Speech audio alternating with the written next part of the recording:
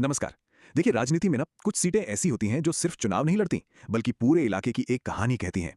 आज हम बिहार की एक ऐसी ही सीट की बात करने वाले हैं जहां 70% वोटर एक ही समुदाय से आते हैं और जहां का नतीजा पूरे राज्य की सियासत में हलचल मचा देता है। जी हां, हम बात कर रहे हैं अमौर विधानसभा सीट की। तो आखिर ऐसा क्या है अमौर में? चलिए इस चुनावी कहानी के पन्ने पलटते हैं और देखते हैं कि यहाँ के समीकरण इतने खास क्यों हैं, इतने दिलचस्प क्यों हैं। तो सवाल यही उठता है कि भाई हजारों सीटों में से एक अकेली सीट इतनी जरूरी क्यों हो जाती है? इसका जवाब ना सिर्फ राजनीति में नहीं बल्कि अमेरिकन नक्शे और उसके समाज में छिपा हुआ है। तो सबसे पहले ये समझ लेते हैं कि अमौर है कहाँ। ये सीट बिहार के पूर्णिया जिले में पड़ती है, लेकिन जब लोकसभा चुनाव होते हैं तो ये किशनगंज का हिस्सा बन जाती है। और इसकी पहचान हमेशा से ही रही है जबरदस्त चुनावी मुकाबलों के लिए, जिन पर सबकी नजरें टिकी रहती हैं। लेकिन अमौर की असली कहानी इसके भूगोल से ज्यादा इसके सामाजिक ताने बाने में है। यही वो समीकरण है जो हर बार ये तय करता है कि जीत का सेहरा आखिर किसके सिर बंधेगा। तो वो कौन सा एक फैक्टर है जो अमौर की पूरी राजनीति की धुरी है? बस एक आंकड़ा है जो इस सीट की पूरी कहानी अपने आप में कह देता है। और वो आंकड़ा ये रहा आपके सामने। यहाँ के कुल वोटर्स में से लगभग 70% मुस्लिम समुदाय से हैं। ये एक बहुत बहुत बड़ा नंबर है और यही वो निर्णायक फैक्टर है जो तय करता है कि राजनीतिक हवा किस तरफ बहेगी। और इसी सामाजिक समीकरण ने 2020 के विधानसभा चुनाव में एक ऐसा नतीजा दिया जिसने बड़े बड़े राजनीतिक पंडितों को भी हैरान कर दिया था। चलिए देखते हैं कि पिछले चुनाव में आखिर हुआ क्या था।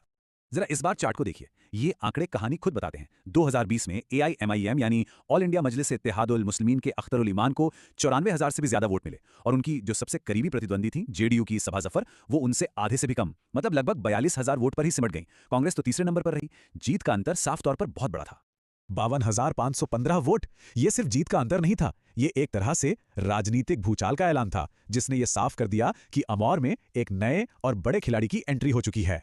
51% से ज्यादा का वोट शेयर। इसका सीधा मतलब पता है क्या है? कि अमौर में पोलिंग बूथ पर जाने वाले हर दो में से एक वोटर ने सीधे सीधे AMIM को वोट दिया था।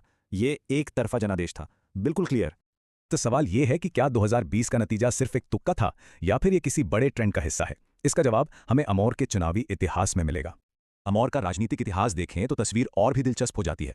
कांग्रेस यहाँ की सबसे पुरानी और सबसे सफल पार्टी रही है, जिसने 8 बार जीत हासिल की है।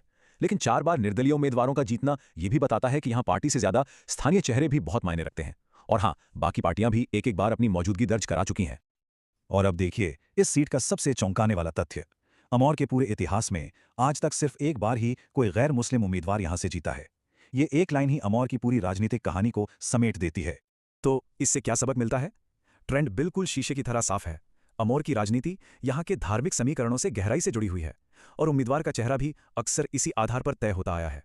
तो ये तो थी इतिहास की बात। अब नजर डालते हैं भविष्य पर। 2025 का चुनाव दरवाजे पर है और अमौर में एक बार फिर एक बहुत ही दिलचस्प मुकाबले की बिसात बिछ रही है। तो 2025 के मैदान में कौन कौन है? एक तरफ है AIMIM जो अपनी पिछली जोरदार जीत को दोहराना चाहेगी। दूसरी तरफ है JDU और RJD जैसे बड़े दल जो वापसी के लिए पूरा जोर लगाएंगे। लेकिन इस बार एक चीज बदल गई है और वो है वोटर्स की संख्या। जरा इन आंकड़ों पे गौर कीजिए। 2020 में अमौर में कुल वोटर थे लगभग 3,13,000। 2024 तक ये संख्या बढ़कर 3,24,000 से भी ज्यादा हो चुकी है। यानी इस बार लगभग 10,000 नए वोटर मैदान में हैं। और हम सब जानते हैं राजनीति में 10,000 वोटों का अंतर किसी भी चुनाव का नतीजा पलटने के लिए काफी होता है। ये नए वोटर ही इस बार के असली गेम चेंजर साबित हो सकते हैं।